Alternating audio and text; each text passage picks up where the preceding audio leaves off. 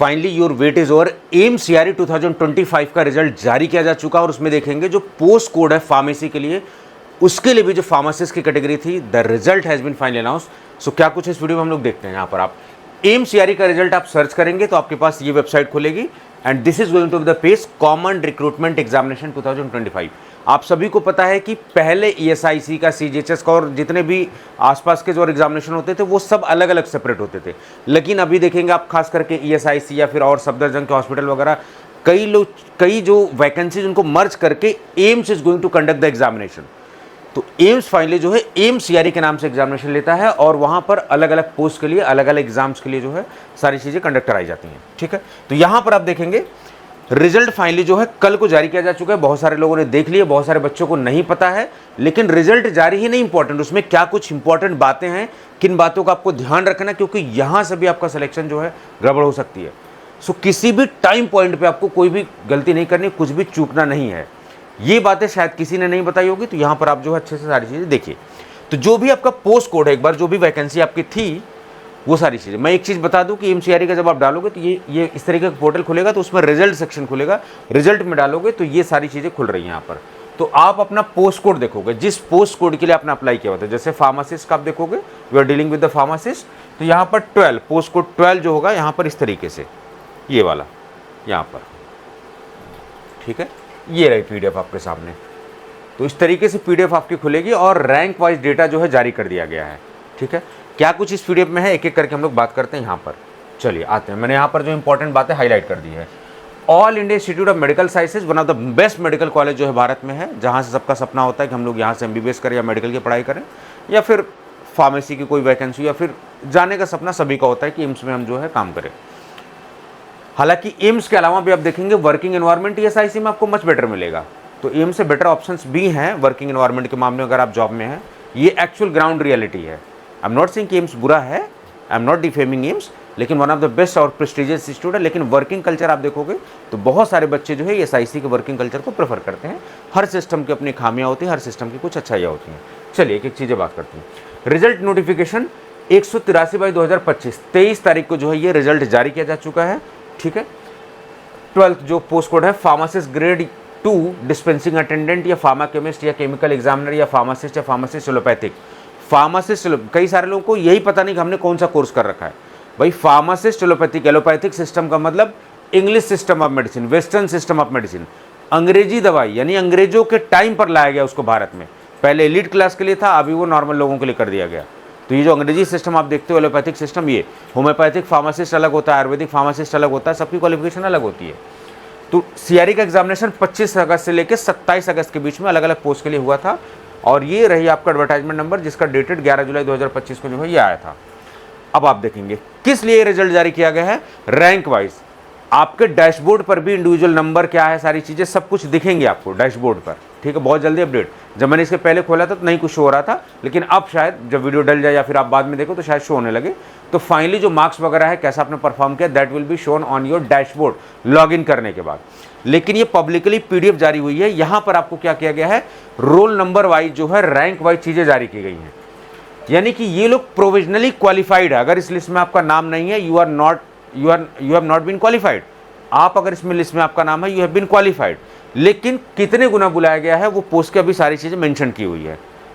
ठीक है, तो आपको क्या करना है, यहाँ पर roll number wise list of provisionally qualified candidates को बुलाया गया है फॉर एक्सरसाइज ऑफ चॉइसेस। अब आपसे चॉइसेस पूछी जाएगी, कौन सा एम्स, कहाँ पर, ईएसआईसी एम्स कौन सा, and it's order of preference for online seat allocation, ताकि एम्स जो है अवेलेबिलिटी के हिसाब से सारी चीज़ें एलोकेट कर सके।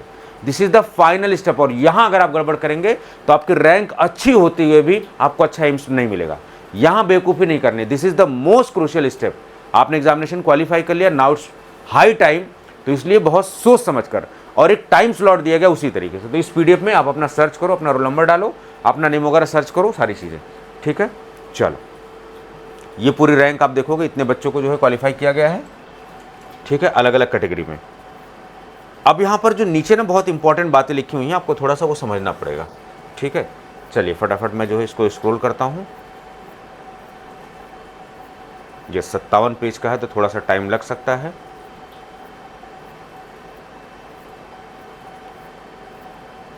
चलिए देख रहे हैं, बच्चों की लिस्ट खत्म नहीं हो रही। काफ़ी बच्चे जो है प्रोविजनली क्वालिफाई किए गए हैं, क्योंकि 8 टाइम्स के आसपास जितनी कैटेगरी में सीट है उसका गुना 8 गुना बुलाया गया है कैंडिडेट्स को। ठीक है, उसमें आप देखोगे बहुत सारे लोगों का डॉक्यूमेंट गड़बड़ होता है, बहुत सारी प्रॉब्लम होता है, कुछ मेडिकली अनफिट होते हैं, बहुत सारी दिक्कत होती हैं, कुछ लीगली अनफिट होते हैं, किसी के ऊपर केस मुकदमा कुछ भी हो रखा है, बहुत सारी चीज़ें होती हैं। ठीक है, इंपॉर्टेंट है कि अगर आप गवर्नमेंट जॉब में हैं तो बचे रहिए FIR से। अगर गलती से FIR वगैरह हो गई, गलती से कोई केस हो गया, गए काम खत्म आपका।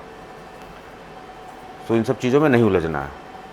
If you want government job, away from that. जानबूझ के पड़ोसी फंसा भी देते हैं।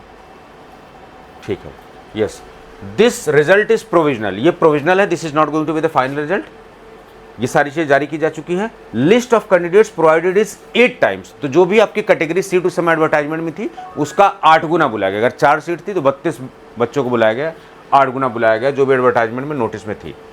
बहुत सारी बातें, सब ये सब इंडिविजुअल मार्क्स कैंडिडेट्स के जो है एम्स exams.ac.in साइट पर आप क्लिक करेंगे तो वहाँ से इंडिविजुअल डैशबोर्ड सब जा सकेंगे। सारी चीज़ें आपको देखो, इंपॉर्टेंट डेट है आज 25 सितंबर है। 27 सितंबर से लेकर 6 अक्टूबर 2025 के बीच टाइम फ्रेम दिया गया है। इस बीच आपको चॉइसेस अपनी फिल करनी है। अगर नहीं आप फिल करते, गड़बड़ होने वाली, आपका कैंडिडेचर कैंसिल कर दिया जाएगा। सीधी बात है, साफ लिखा हुआ है एकदम, बिल्कुल कोई गलती नहीं करनी है। Must exercise their choice of institute and order of preference for each group between 27 सितंबर से लेकर 6 अक्टूबर based on their eligibility for the respective post. ठीक है, ये आपके डैशबोर्ड वगैरह सब जगह जो है शो होगा आपको। मैंडेटरी सबमिशन, अब देखो मैंडेटरी, ये मैंडेटरी अगर आप नहीं करते तो आपका candidature it will be cancelled. Candidate who fail to exercise their exercise within the specified timeline, जो ये 6 अक्टूबर तक का दिया गया है, will have their candidature automatically cancelled without any further notice। और एम्स इसके लिए जिम्मेदार नहीं होगा। You will be whole sole responsible for this act। Such candidates will forfeit all claims regarding all applied posts and no allocation rights will be available। कोई भी seats allocate नहीं करने के लिए बाध्य होगा एम्स, साफ ये कह के निकल जा रहे हैं। If a candidate is called for choice submission but does not submit any submission के लिए बुलाया गया लेकिन कोई सबमिट आप चॉइस नहीं करते, they will be excluded from further recruitment stages and their candidature will be summarily rejected. Simple सी बात है, ये तो बैठे हुए रिजेक्ट करने के लिए। If a candidature submits choices for only some of the institutes but not for all, they will be considered for only that. तो अब इसमें भी मैक्सिमम आपको चॉइस प्रेफरेंस लेके चलना है। ऐसा नहीं कि 2 बस चूज कर लिया, हो सकता है उस 2 में आपकी रैंक ज़्यादा हो, ना आए तब मौका, तो फिर आपको एलोकेशन नहीं हो पाएगा। या फिर वो जो आपका मन पसंदीदा है जहाँ एम्स है या फिर ये साइज जहाँ आपको काम करना नहीं मिल पाए, आपकी अच्छी रैंक होती है भी। This is the very important step.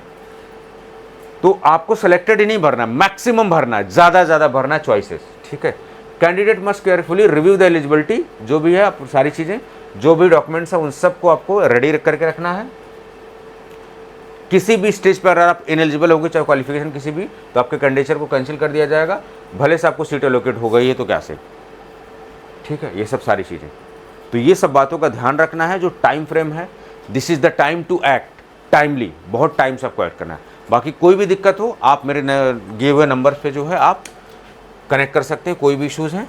ठीक है, 9519980214, this is the personal number, you can just connect.